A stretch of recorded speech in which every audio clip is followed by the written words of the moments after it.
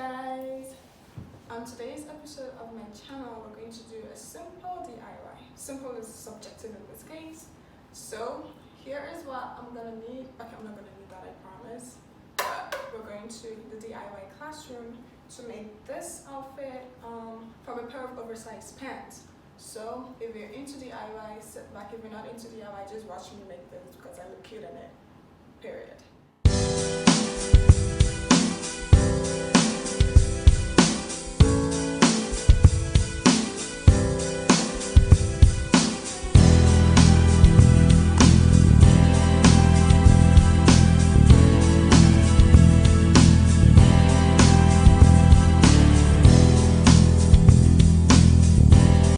Hey guys, so welcome back. If you're new here, thanks for stopping by. If you're a returning subscriber, thank you as well. These are the pants we'll be working with today. So just to get things started, I'm just going to start on doing some seams in the back side of the pants. The initial plan is to reduce the size of the shirt I'm going to make from the inside because I don't want to have to touch the pockets. So as you can see, I'm undoing the seams from the midpoint of the waistline. It's going to take a minute, so let's just keep going. Yeah, you're going to be here for a while today, and there's not gonna be any background music today because we're trying to work with my words here. So as you can tell, I am undoing the seams. Almost everything I have to do, I do for the front and the back because we're working with shirts, so it's both ways. And there's also an elastic waist band, so that's also getting taken out from the front side and on the other side as well because they were both knotted. And I did not go all the way down to undo the seams. I just did it down and lower enough just so I have enough fabric to work with. What I'm using is some form of a ball pin. I think it's found in almost every sewing machine. The sewing machine I use is a Singer, so yes, that's where I found it. You should probably have it if you have a sewing machine as well. So I have taken out the elastic and I'm doing that for the other side. As I said earlier, the elastic is also getting taken out, as you can see that. And then I'm going to go ahead and pin the back sides together just to hold it in place. It is always better to pin things together. It just makes things really easy for you and you don't have to struggle to magically have things within gravity. So the next thing I do is fold them on top of each other and line them up, and also I pin them again because I want to make sure that it's laying flat and all of that. And then I put a pair of shorts I got from H&M on it because these pair of shorts are not elastic and the fabric does not stretch, and I gave myself enough allowance even though I know my lower behind or lack thereof would not fill this entire allowance. I may have to size down later on, but it's better to always have more fabric and then size down than have less fabric and then have to size up. It's just less frustrating that way. And I'm also giving enough allowance for the length of the legs or thigh because I plan to fold the fabric up just to give it a bit more style. So I am done cutting them, and as you can tell, the pocket sides have not been touched. I go ahead and I undo the seams of the crotch, whatever it's called, in between the thighs. Yes, so I go ahead and I undo that part of the shirts, and then I do it for both sides, obviously, of course.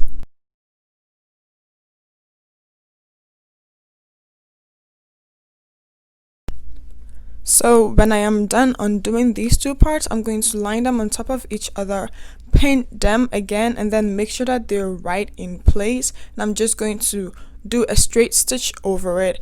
Naturally you should do a zigzag stitch. Mostly what I do is I do a straight stitch to hold them, and then I do a zigzag stitch to prevent the ends from fraying. But when I'm sewing, I don't do a zigzag stitch immediately until I've finished doing everything, because sometimes I have to undo one seam just to make some few corrections, and zigzag stitches can be a bit annoying when you have to undo them. So we go straight to the sewing machine and then we sew the midpoint that I had pinned down and the crotch area that I had undone the seams into place. I haven't touched my sewing machine in a while. Let's just pretend we don't see the light over there. So this is what it looks like when I finish doing that. I'm just gonna put the shirts aside for now.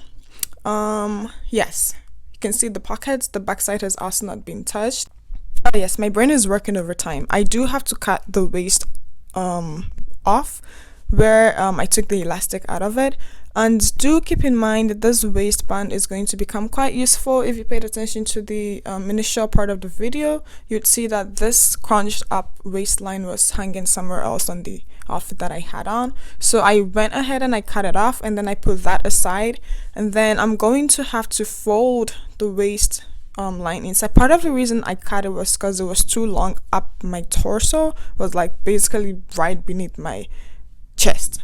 So yes, it was all the way up. So I cut it and then I folded it in, and you can see I'm folding the end in because I don't want it to fray, and I'm pinning it down again, and then we're going to go ahead and run stitches over it. And with the ends of the shorts, that's the thigh area, while I'm folding the waist inwards, I'm going to fold that part of the shirts outwards, just so it folds up, kind of like when you get jeans and they're folded up nicely like that. I wanted to give it that effect. So this is the lower part of the pants that we put aside earlier on. So I am undoing the ends, the seams of the very ends of the pants, because it just gives me more fabric to work with, and I need as much fabric as I can get my hands on. So I undo this. Again, what are we doing? We're working in two, so whatever you do for A, you do for B as well. Okay, and then I'm going to go ahead and undo just one side of the seam. So I have two pieces of leg fabric now, so whatever, again, I'm undoing for one side of the seam, and then I'm going to undo it for the other side of the seam as well. So left and right, going all the way down, because I need this to be fully open so I can work my way through it. I need to have two flat pieces of fabric. So this is what I ended up with. Piece 1, and then I laid piece 2 on top of that as well. Then I pinned them in the middle because I plan to have the top a bit opened up. So I'm pinning them in the middle. I'm going to pin them on the sides as well. That is for both sides of the entire set of fabric. And then you can see I'm turning it in on that side. So what I'm doing here is I put fabric 1 down, then put fabric 2 on it, and then I put half of each other, which creates the opening in the front, sort of like a suit outfit would look. And like I said earlier, it's always better to hold things in place, just like, you know, the rock of Christ. And so we are going to go ahead and pin the midpoint down as well, and then turn it on the side, put a piece of shirt that I got, I don't know, but it's the quickest one I could find, for the shoulder point as well. So I used that. I don't really I'm not so crazy over the measurements because I'm gonna make it a tad bit bigger anyway. This is all the fabric I have, so that's all I'm working with for the shoulder, and it's a little bit longer than my normal shoulder length, but that's the plan because I want it to flow lower a bit. So I go ahead and cut that slanted side, and then I go ahead and then I cut the neckline as well. I didn't really use that much measurements. Again, I just kind of eyeballed it and I cut it. So you can see the shoulder side is down, it's slightly slanted, and then you can see the neckline. I cut like a very weird zigzag zero end, and I went ahead and then I sewed the shoulder sides down, and then I went ahead to put them together in place. And then I'm not going to cut the arm area. That is where I'm going to attach the sleeve of the fabric, or the top. What am I saying? The sleeves. That's it. Let's just go with that, the sleeves. And then I go ahead and I cut to the length of the top I want because I need the rest of the fabric to be the sleeves. And then remember that waistline I cut? That's what I just attached to the ends of the top, just to give it, you know, a bit more hold and a little bit more style, you know, just to look cute and work with. And then I'm going to go ahead and fold the sleeve. This sleeve is literally just two of the pieces that I got from the fabric I cut earlier. So I just literally just close the seam and then I put it in, so it's the right side going into the wrong side of the top. And then when I finish sewing it over after pinning it down, we're going to have wrong sides on both sides, and then when you turn it in, you have the right side. So that's how the top got done. And we just have one or two more finishing touches. We're almost there. We're pinning everything, and then we're going right under the sewing machine.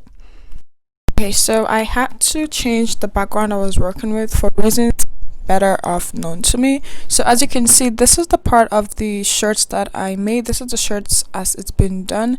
it turned out to be a tad bit bigger in the waist area, so I'm just going to create a few dots, if that's what they're called. I think in the back I created 2 on each side, and then I decided to put a zipper in it. So as you can see, I'm just folding in a bit of the excess fabric that is making the waist bigger. My neighbor's dog decided to just start barking unnecessarily. I hope you couldn't hear it.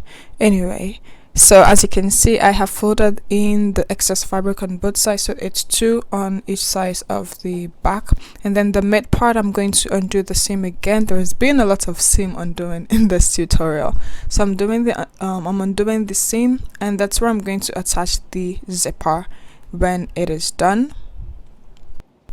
I tried to not make it go all the way down because I don't want to sit down and then there's a zipper in between my lower back.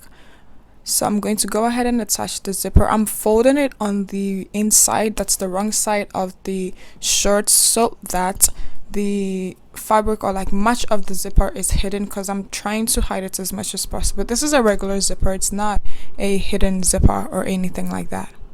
So I go ahead and I attach the zipper to that one side, and then I pin it in place as well, and then I'm going to have to obviously do it to the other side. And the zipper is obviously longer than the intended length, so I'm gonna end up cutting it after. Mostly I just leave it in there because sometimes after I wear something for long, I just want to, like, I don't know, use the zipper for something else, so sometimes I don't want to wear it again. So yeah, so we go back into the sewing machine, and then we sew over the zipper. It's folded on it. Before I did that, I ran over the dots that I created, so in the same way that I'm making the zipper, I just run over it with the straight stitch, and then as I'm going ahead to do the zipper, as you can see, I've done the other side, and then I'm doing the other side as well. And do not forget to do your back stitch going back, just to make sure the seam is firm. So next we have our little mini top after sewing everything together that I had pinned initially. It looks a bit like a baby shirt, but I promise you I can fit into it. The idea is to make it into a petticoat, okay? So this part is where I had the waistline from. It's a bit heavier than the rest of the fabric, so that's a good thing, because then it pulls it down just right. And then the very least of the excess fabric I had, I just decided to make some sort of like a rope or like a bow tie kind of situation on both sides of the top that is below, and then around the neck area. So what I did is I folded the ends of both sides of the fabric inside. I folded them inwards and I pinned them together like you can see me doing. See me, I'm folding the ends all the way inside, and then that prevents it from fraying, and then it just makes it smaller. It also sometimes when there's like a bit more fabric, it's just, you know, heavier, and then it falls flat on the body when it's worn. So I'm going to go ahead to pin it onto the top at the neckline area, and then I'm going to do the same for the end, that is where the top ends, and then I'm going to go ahead and then the next thing I'll do is to just sew over it, and then we're done. So this is what the top is gonna look like when I'm done just with those fringes, and throw the shorts on, and basically that is how it turned out. Okay, so let's see final details. So this is the entire outfit. It looks really good. A little up close, and you can see the ties hanging from the top. I paired the shirts with this favorite pink sweater top kind of thing of mine. And here is a little video I made of me posing unnecessarily because I just loved the outfit and the way it turned out. So yes, if you liked the video, don't forget to like it, subscribe to my channel, comment your thoughts, let me know what you think, and follow me on my social media account. Everything is linked in the description box, and take care of yourself. I will be back with more videos. I'm just gonna unwillingly see my preferences as I get back to my life. Bye, take care, bye again.